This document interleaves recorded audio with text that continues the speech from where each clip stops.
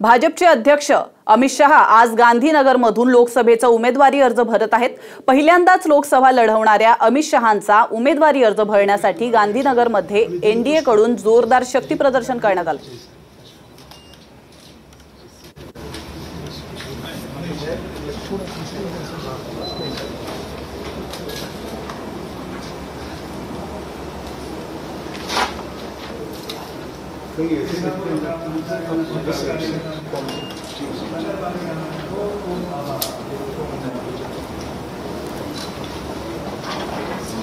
भाजपचे अध्यक्ष अमित शहा आज गांधीनगरमधून लोकसभेचा उमेदवारी अर्ज भरतायत आणि तीच दृश्य आता आपण पाहत आहोत।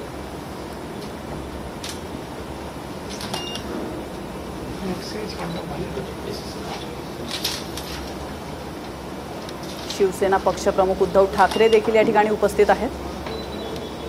आताची लाईव्ह दृश्य आपण पाहत आहोत।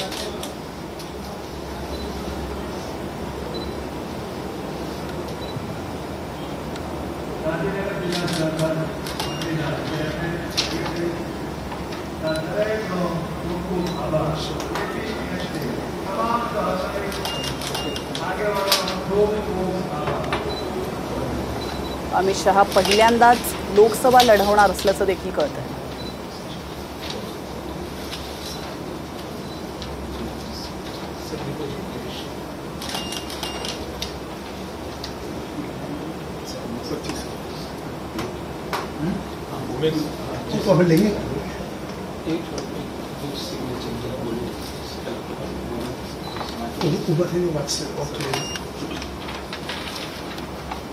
मुसा अमित गांधीनगर संसदीय मतदार विभागनी बैठक करवा माटेना उम्मीदवार तरीके नामी थયેલ ભગવાનના નામે ગંભીરતાપૂર્વક સૌગંધ લઉં છું કે હું કાયદાથી સ્થાપિત ભારતના સંવિધાન પ્રત્યે સત્ય નિષ્ઠા અને વફાદારી રાખીશ અને હું ભારતના સાર્વભૌમત્વ અને અખંડિતતાનું સમર્થન કરીશ।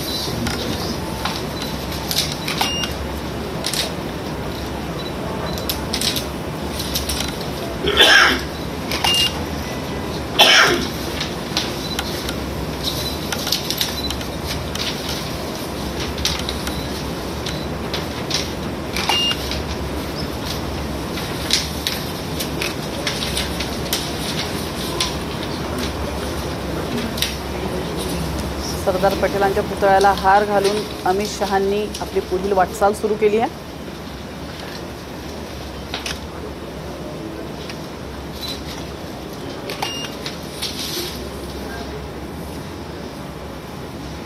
अरुण जेटली, शिवसेना पक्षप्रमुख उद्धव ठाकरे देखील या ठिकाणी उपस्थित आहेत आणि या सर्वांच्या उपस्थितीत अमित शहा यांनी लोकसभेचा अर्ज भरला।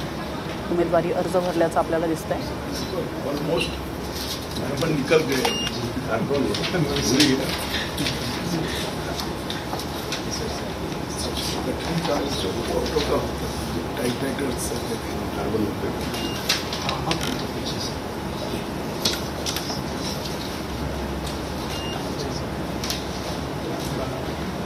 બધું કાકુભાઈને આપી દીધું। કાકુભાઈ પછી લઈ લેશે।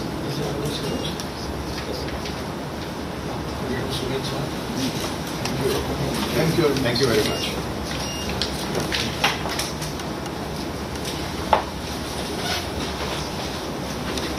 उमेदवारी अर्ज दाखल करण्यापूर्वी अहमदाबादमध्ये 4 किलोमीटरच्या रथयात्रेचंही आयोजन करण्यात आलं होतं।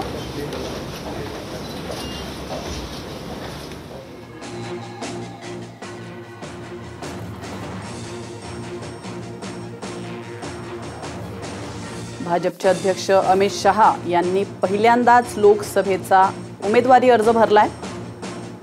गांधीनगरमधून लोकसभेचा उमेदवारी अर्ज भरत असतानाचे दृश्य मगाशी आपण बघत होतो। पहिल्यांदाच लोकसभा लढवणाऱ्या अमित शहांचा उमेदवारी अर्ज भरला गेलाय आणि गांधीनगरमध्ये एनडीए कडून जोरदार शक्ती प्रदर्शन देखील अर्ज भरण्याच्या आधी करण्यात आलं होतं।